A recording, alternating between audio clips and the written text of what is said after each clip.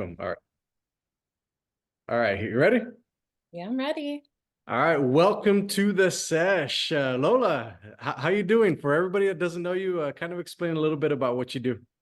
Absolutely. So, well, thank you for having me on. I'm really excited just to share more about what I'm doing so that it actually helps and connects with someone, right? But my name is Lola Linarte. I own a marketing and PR firm in New York City. That's where I am right now, called Alma Feliz Group. But I'm from the Valley. I was raised in South Padre Island, and I love all things RGB. But I've been now living in New York for 8 years this month. Eight. And prior to that, yeah, 8 years. And then prior to that, I was living in Austin for 6. So yeah, but still a Texas girl at heart. Is everything as fast paced as they say it is over It's faster, it's harder, it's rougher, it's dirtier. It's more than you imagine, but I love it. I there? love it so much because it's a hard city to pretend to be something. So it really forces you to fix your story, fix, like your attitude, or like it will eat you up. Oh, damn. So one of the most important things that I've stumbled upon when I started back in digital marketing back in 2016 was the power of a personal brand. And the reason why Yeah. I like it so much is that if you have a personal brand, you can literally take that personal brand anywhere in the world, anywhere you go, and it follows you everywhere you go. So you get the respect, you get the notoriety. Obviously, if you're competent, right? But I kind of want you to explain. Hopefully. Hopefully, but I want to kind of explain the power of personal branding and what it does for businesses. Yeah, so I would like to start with what it is, first of all, because it's a relatively new term. Like you said, it hasn't even been around for 10 years. We've known of it, but there hasn't been a term to coin, like a phrase to coin what personal branding is. And essentially, it's just the practice of marketing oneself, yourself, and your career and rolled up into one as a brand.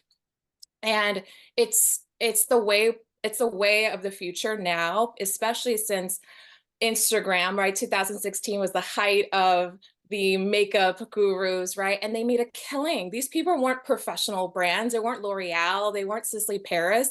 They were just some, girl that happened to like to do her makeup and she knew how to do it well, marketed herself, and then now she made so much money, just off her vibe and her persona alone. So, Yeah, and it's yeah, because people are just more than ever, I've noticed people are just, and maybe you do too, are tired of being sold to. yeah, They have these corporations just like selling them this, how to look this way, don't do this, go here, buy that. And people are just, it's so much noise. yeah. It's so much noise. So now people, especially post the COVID world, want connection and community. And you can do that by resonating to your audience and connecting with them and convincing them to buy from you. What do you think it is about that personal touch that gives it that, that element of like, oh, I'm not selling to you, but if you like what I'm giving you, then you can buy from me. What do you think it is? Well, it's because people just since we were kids, right? We want to belong to something, right? We want to feel like we're a part of something bigger than ourselves. And just in the way in which we consume media now, it's no longer watching on TV and it feels so far away with movie stars or Yeah, shoot, I don't even know. I remember watching Channel 5 News and just thinking like Marcy Martinez and Tim Smith and all these people just seem larger than life. And it was too far away. There wasn't like a proximity to them. And yeah, so now with personal branding and people, advocating what their core beliefs are and what they're about, it gives you an opportunity to connect. So while they may be in another part of the world, you just think, wow, I feel seen. I feel like someone else is got this problem and they're vulnerable and they're sharing, and maybe in a way that I don't feel so comfortable doing just yet. But this makes me feel not so alone. yeah. And they build that trust, and then it compels me to buy whatever it is that they're selling that I might not even need. Yeah, no, that's true. It's funny that you bring up Tim Smith because the other day I had a dream about him last night. It's the strangest Stop thing it. in the world. I swear. I saw him bike riding on Second Street and I was like, hey, that's Tim Smith, isn't it? I was like, sure enough, it was. And I had a dream about him last night. But Oh it's my true. Like God. that power of the personal brand is it breaks barriers because, you know, you think about that, like you go anywhere, like if you see him at South Padre Island, you're gonna know who Tim Smith is. You go to New York and you run into Tim Smith, you're gonna know who it is. That's the power of the personal brand. And I think it's the best investment that anybody can make, because if you think about it, 10 to 12 million businesses are going to close every single year. And that's a scary number. It's a staggering number. So scary across all industries too. Yeah, It's not just restaurateurs. It's not just, someone trying to sell fashion. It's across all industries and that's that they scary. Yeah. open and shut. Usually, yeah, they usually within a year or definitely within 3. It's hard. Yeah, and I found that, you know, obviously investing in yourself and investing in your personal brand is probably the best way to go, because I mean, you put money into a business, you want it to survive, keep on going and keep on going, but sometimes the business doesn't survive.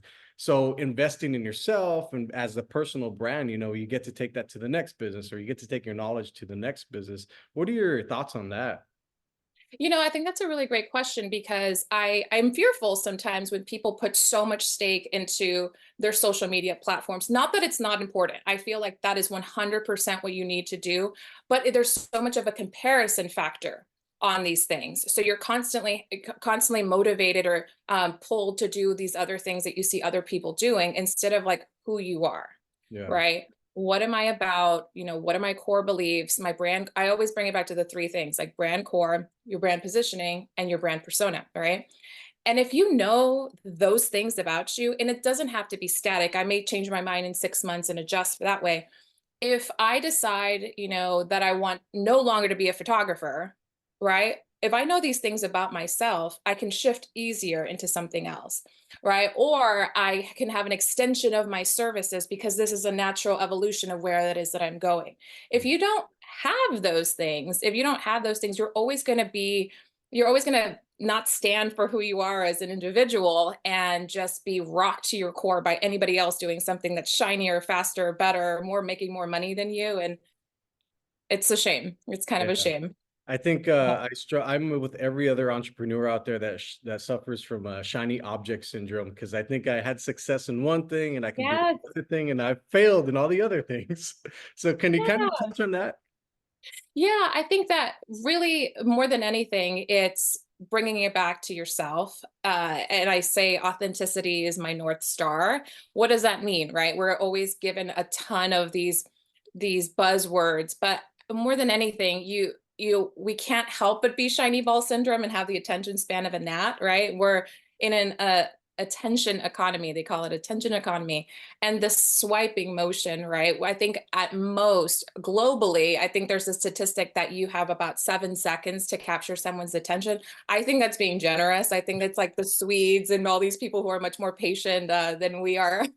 Because I think max you get like maybe a second or 2 to convince and compel somebody. So that's that pressure we consistently feel. But if you bring it back to, all right, who is my target demo? What do I really want to do? What do I not want to do? And if you could always bring it back to that, you will have shiny ball syndrome, right? You're a human, but it's not going to rock you, Yeah. right? You're going to know what you're about and just not get deterred from that. I see it all the time across all industries with my clients where I'm like, no, like bring it back, bring it back. And it's hard. It's hard. Hopefully you have like a good soundboard and a good support system that doesn't let you do that. Yeah, no, I don't have anybody. Now I got you. You Now got you me. focus on this and you go forward with this. Yeah, and it's difficult, right? Because to expand on that, we we have this need for instant gratification and instant validation. So if of course, if you have combine that with shiny ball syndrome and you don't let something play out long enough, it's not never gonna be enough. You're never doing enough. You're never making enough. You're never gonna satiate this pit that you have because of that. And I'm sure you see this with your clients too. You have to set expectations with them, right? To let them know, hey, we got to let the numbers speak for themselves, For sure. right? Like it's going to take some time, at least a couple quarters, right?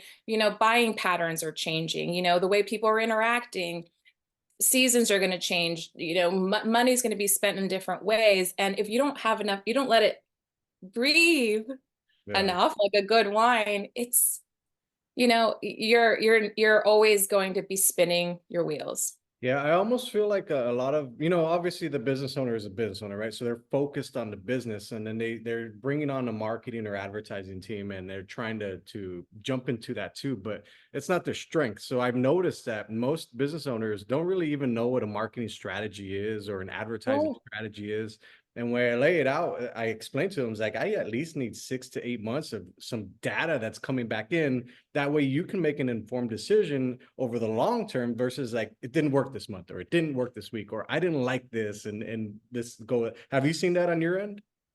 you know, it's different. It's different because I've had clients like that before that were or individuals I worked with that they really wanted to see that cash flow come in and validate their expense on a marketing strategy right away.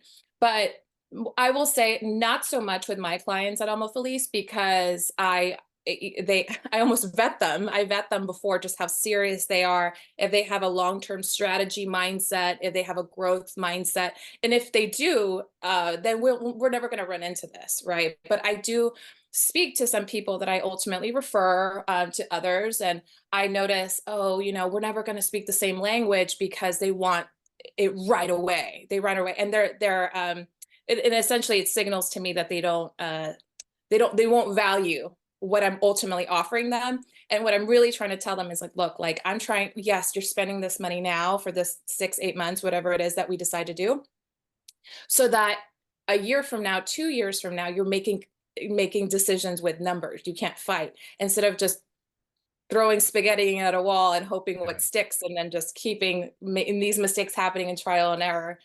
Yeah. So hopefully, yeah, it's Yeah, hard. what's interesting, because I would say like a lot of times when a new business owner comes on, like they're not really versed in like the marketing advertising aspect, right? So They're they not supposed to be. They're yeah, not they're supposed to not. know So everything.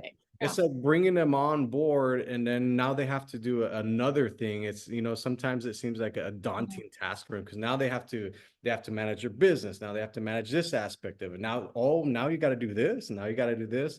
So a lot of times it gets a little overwhelming. What do you do in those instances sometimes? I guess you said you vetted them, but like, what do you do in those instances where you kind of like bring the business owner back in, like, calm down, this is the path that we're going to go on? Yeah, I bring it back to their strengths, right? I bring it back to I often have a lot of clients that and at the beginning or beginning intake or when we're first working with one another, they say, "Well, I can do this and I can do this and I'm good at this and maybe I could do this." And it's just what do I say? And it's almost this fear that by not sharing all the aspects that they can offer, that they're lessening and watered down their product, or they're not communicating how of the breadth of services that they can provide. And I remind them this is not unique to you, right? We just have to crawl before we run. So if we are getting lost in the weeds of all the things that we could do, we're not moving and it's not going to materialize into a plan. So I bring it back down to what are the immediate goals, right? And it can't be more clients, more money because that's everybody, right? Just get really specific. And then when we do that, it honestly lays itself out. I'm like, oh, well, we want to focus on these 3 things this quarter and everything else will branch out from that. Yeah, because otherwise it's just too much. And then we run into the paradox of choice and we have too many choices that we end up not choosing. So my job is to just say, okay, let's get creative, but also let's be smart and bring it back, and then we'll go from there. Can you So explain some of the goals that your clients have? Like, what are the main goals? Maybe let's just say like for 3 of your clients, this is one of their goals, this is their goal, like different goals that they each have.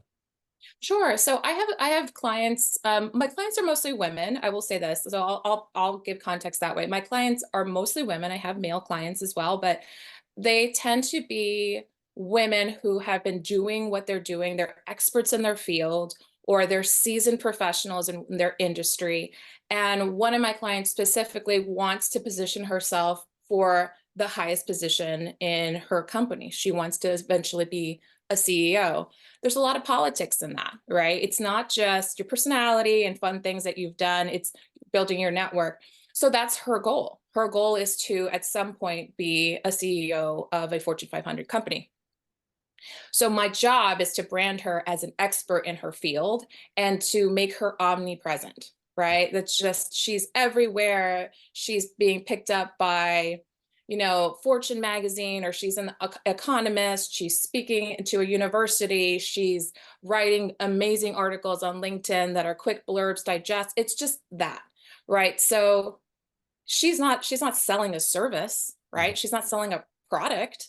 She's selling herself as the brand and her expertise and her knowledge. So our goal is to just craft everything that she's done and control the narrative. I think you and I spoke earlier, and I was like, what comes up when you Google yourself? Yeah. Right? Her goal is to control that narrative. So when she types in her name, or anybody types her name, all the best good stuff comes up. And in modeling, right, it's like you're only as good as your worst picture. Yeah. So it's like figuring out how to just present that. I have clients who have different goals as well. That one wants to shift into a different area, into photography. That for the last 15 years, she's been running her business in a very specific way, and she's ready for more. She's ready to have more consistency and not rely so heavily on the particular section of photography that she's in. But that's all she's done for 15 years. Right. So it's scary to almost shift your business model in this way. So we're figuring out how to position her in that way so it doesn't confuse her consumers. It just lends itself to be a natural extension of her services. Okay. So everybody's different. What are some of like the common pitfalls that like when you work with Oh business man. owners, I'm sure you've seen the same thing across the board over and over and over again. Like, what are those main things that you see? There's so many things, right? And it doesn't matter. It doesn't matter if my clients or even individuals, I see this happening, and just because I'm a consumer too, and I'll go through Instagram, TikTok, whatever, and I'll absorb information that way. But there's there's three key things I see to someone who's looking to do a personal brand that keeps them from just even launching, right? Or showing growth.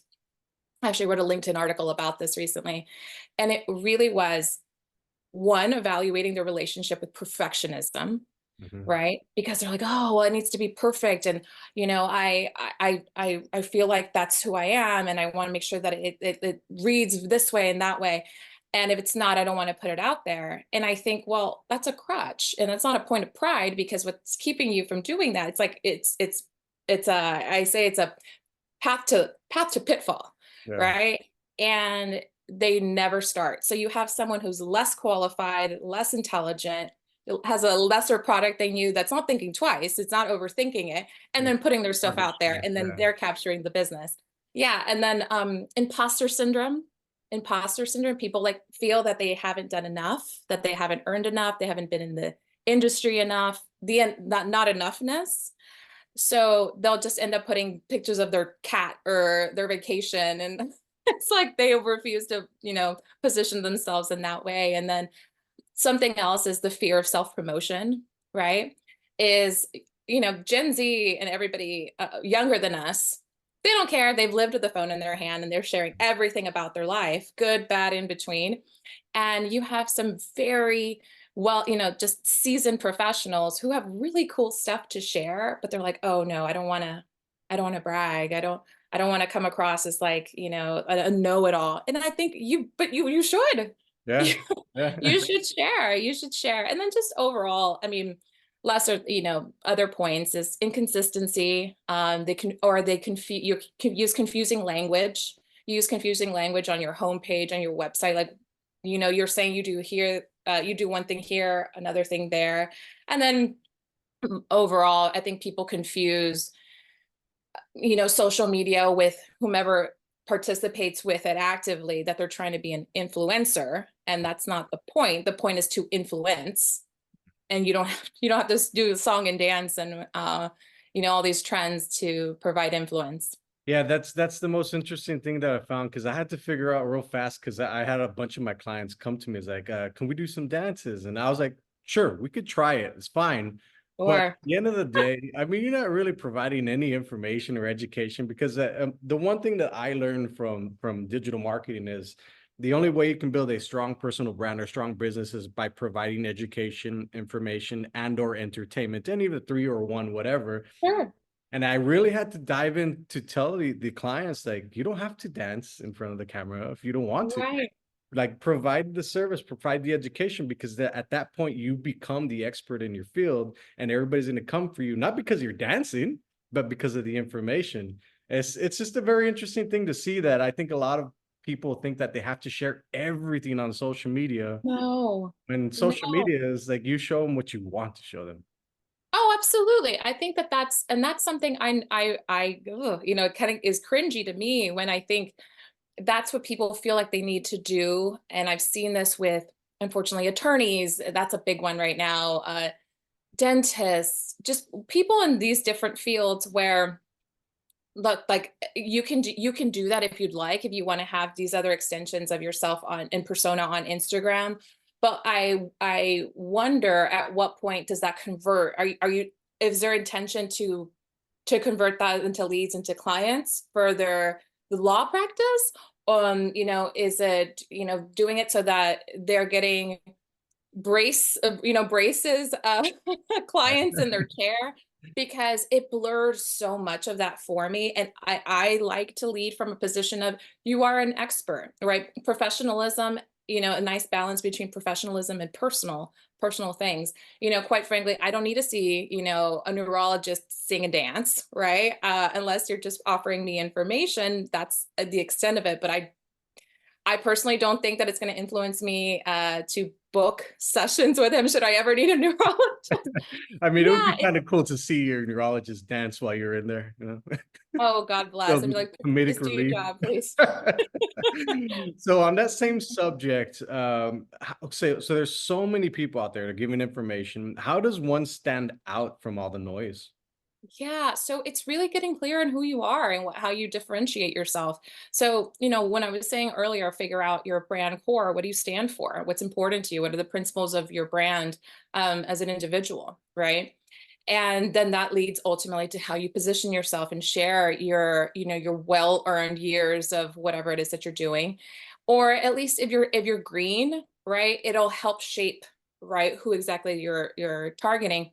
You know, I hosted a television show in Austin, Texas, I unfortunately had someone I was doing the show with steal money from the business from me. And I share that story often because so much of how I conduct my own business and my own personal brand is integrity above all else. And so that you know, having those checkpoint, you know, helps you, so that that is what I lead and I try and share, Yeah, right, with my potential client. And I'm very clear on who she is. And something that gets brought up all the time to me is, but my industry is saturated, how do I stand out? And I say, mostly right, every industry is saturated. You just have to cut through the noise by being clear on who you are. And the goal, and you have to remember, the goal is not to be everything to everybody. right. The goal is to be everything for your target demo and be Yeah, consistent. yeah, And if you can bring it back down to that, then you can experience growth. But if you're not clear from the first place, in the first place, you're always going to get lost, because I always say, well, don't think of a red Volkswagen. And you're going to think of one because it's very specific. right. If you don't give your target audience an opportunity to even find you, and because with specificity, they're never going to find you. Right. Yeah, I think you touched on something very important, which is integrity. I don't think a lot of business owners understand that, like, when you're bringing their business onto the digital world of the internet, like, it's open to a whole, and it's not always good people that are on the internet, right? So you Yeah. kind of have to manage their reputation online. And I found this to be something that most business owners don't really understand. Like, for example, I work with a couple of schools, and I am the person that blocks the negative coming in from certain things that get posted, or certain Sure. things that might go through. You know, I keep a watchful eye on it, and I think it's super important because it keeps the integrity of the client. It keeps the integrity of the business. So can you kind of touch on that as well? Yeah, I think people take for granted that that is something that that they are, right? I think people think, well, of course everyone's trustworthy. You know, of course that they have integrity. Of course they're a good, you know, they're good people. And that's not necessarily the case. So sometimes you don't have to spell it out, but you do have to have that as part of your, you know, your marketing speak, even when you're having like copy, you're writing copy, right? You have to be mindful of these of the sensitivities of your target demo, of your client, of your potential client, because if we bring up a dentist again, I want to feel, you know, me personally, what's gonna influence my decision on who I go with is, yes, years of expertise with someone. I want someone who's great at their job, but that's baseline. Of course, everyone's going to be great. But then I also think, what's the environment? What is the culture of your dental practice? You know, have you made a concerted effort, and are you communicating that to me on your website or your social media, that, you know, we cater to an, you know, an audience of people who have fear of the dentist, right? We go out of our way to make sure that you are comfortable here from start to finish. Yeah. I'm just like, there's a million dentists, but if I see someone doing that, that's going to influence me. And those things that really are unique to you, right? Or if that's something that's so important to who you are as a business and a brand, share that, Yeah. right? Something must have happened in your life to influence that. That is something that's a principle that you have, you know, fundamental pillars of who you are as a person. Share that, you know, lead with that, and that your people will find you. Yeah, I think you're absolutely right, because a lot of business owners, you know, they want to integrate like their personal values. Like for me, I'm a God-fearing man, right? And I don't talk about it much because, you know, it's religion and politics and stuff like that. So Yeah. I'm walking a fine line, but the older I get, the less I'm carrying. And I don't know if it's a good thing, because at the end of the day, I feel like I'm putting out a positive message. So if the positivity alone is going to attract more positivity, and I'm not really interested in the negative part. So what are your thoughts on that? You know, yes, I think that whatever you lead with, it's that energy out, energy in. I I don't I don't judge anybody for having a cause, right? That maybe, you know, might be more sensitive to other people or might not resonate with other people, might repel other people. But I think that even if you have, you know, you are, you know, you're God fearing, you're positive, that's going to dictate everything that you do and repel the people that you don't. And that's again going back to, you're not everything for everybody, Right. right? There might be someone who has more of like a negative view, who's a little bit more jaded, and they're going to attract that person that's negative and jaded. So, I mean, that brand works, that's going to work for them too. How do you get Yeah. over that? Because it took me years to be able to like become myself and be authentic, like you said, because I always struggle with that too. Is like, what's authenticity? Like everybody always talks about Right. authenticity. Right. What is that? So what is it about that?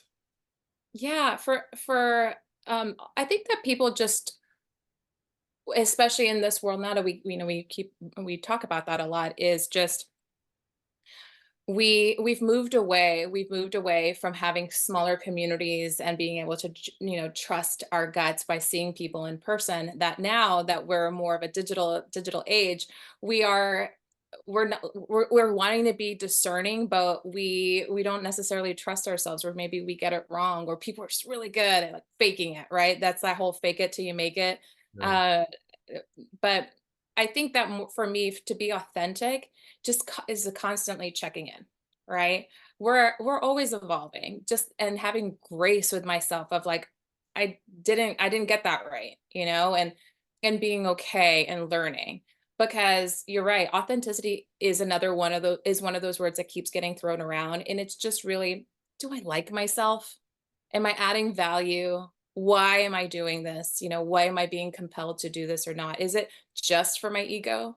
Right. And if it is, then it's like, oh, yeah, no, like you're doing it wrong. You're doing it wrong.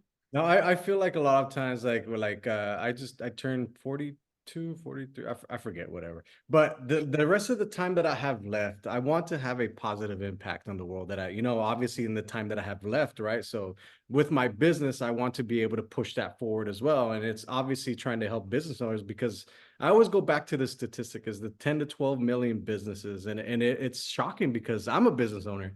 I've worked with business owners that have gone out of business. I know business owners that have gone out of business. And it's not only here in the Rio Grande Valley, it's literally everywhere across the nation.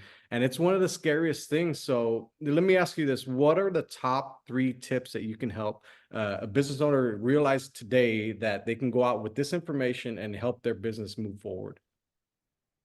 I mean, that's a heavy question, right? I don't pretend to have all the answers in that way, but if it, in regards to personal branding, right, really bring it back down to who you are, what you're offering, who your target demo is, right? And you're it's not about reinventing the wheel, right? It is just about being so clear and so concise and telling beautiful stories, right? So if you can consistently do that, and some people it might be visual, right? They might be great at photography and then conveying themselves this way. It might be with their writing, right? Or it might be with them on camera. Share that, right? And be so relentless. Entrepreneur life is not for the faint of heart, and it is a marathon. So, expect bad seasons, prepare for them, almost have like a farmer's mentality where, that cotton is going to dry up this, the soil, but you're going to prepare. Just always anticipating that, right? Having people on their team that know better than them makes a big difference. Sometimes people get very intimidated by having other people on the team that know more about certain areas, or admitting fault, or admitting you don't know something, right? Like, surround yourself with people who want to champion you and have the similar causes you do too. Otherwise, solo entrepreneurs, right? It's always a cash flow thing, but I promise you that there are, you can find a mentor. I promise you can find Chamber of Commerce. There's all these resources available to you so that you're not just like stuck, and spinning your wheels by yourself, and then just, feeling the doom of a slow season, or, light cash flow. But there's so many things. Market yourself better. Yeah, I think one of the Get most some really important good things marketing help.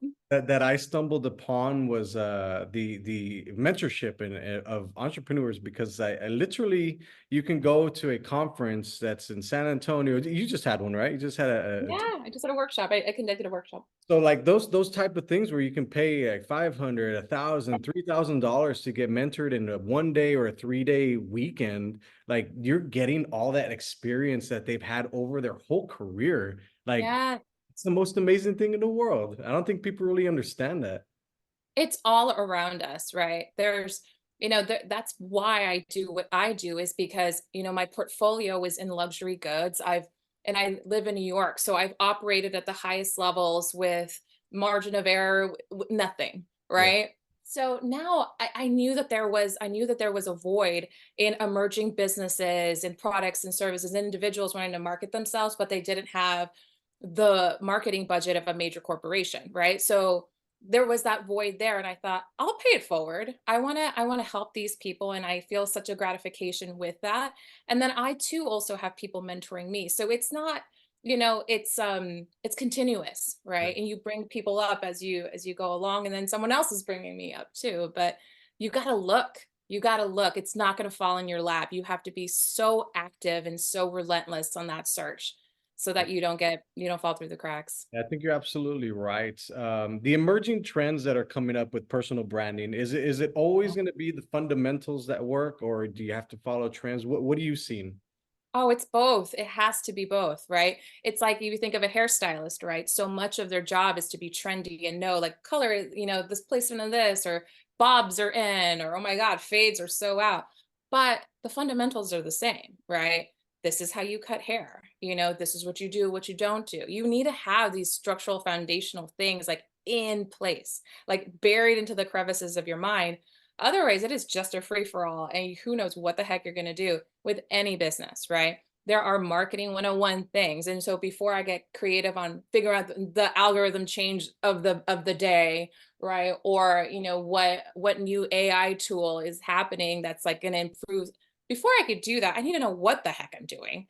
So Yeah. you need both. You need both. What are your thoughts on AI? Because I dug into it last year. As soon as I got access to ChatGPT, I used it for 2 to 3 hours every single day so I can start figuring it out, just learning it and learning it and learning it.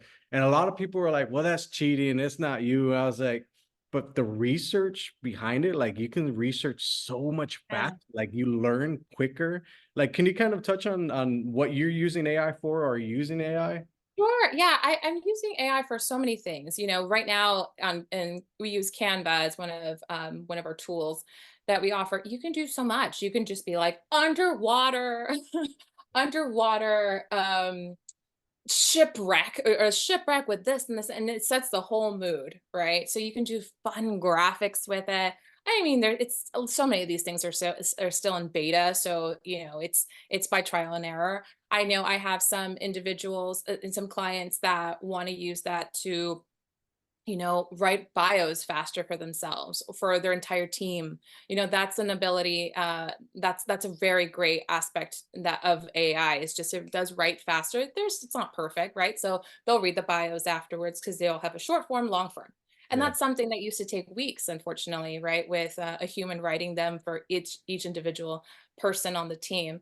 So I mean, I I hope that what we saw when Instagram and all these social media things were happening, the laws didn't catch up, right? And for a while. So plagiarism is kind of a fear of mine with that. But up until then, I think we're still playing. It's like still in the new phase of integration in a business and for business owners. So I think for the time being, I'm a fan of it for what I've seen. To your point too, for research, you can learn so much, but Yeah. hopefully the laws the laws catch up. Yeah, it's interesting. I think the people that learn how to use AI are the ones that are going to take the jobs of the people. It's not the AI that's going to take the jobs of the people. But That's a before we good finish out point. the podcast, let everybody know where they can find you and if they need some services, because you service everywhere, right? Yeah, as long as there's an internet connection, we have clients all over. I have clients in LA, New York, Australia even, so we're everywhere. But my business is Alma Feliz Group. Alma Feliz means happy soul in Spanish, at almafeliz.com. And then we're an Alma Feliz in every social platform. And then me, Lola Linarte, I'm Lola Linarte on almost every social platform. And I can't wait to hear from people. I'm an open book, so I'm ready for questions for anybody if they're interested. Awesome. Well, then thank you for joining the sesh. We'll see you guys next time. Bye. All right, thank you.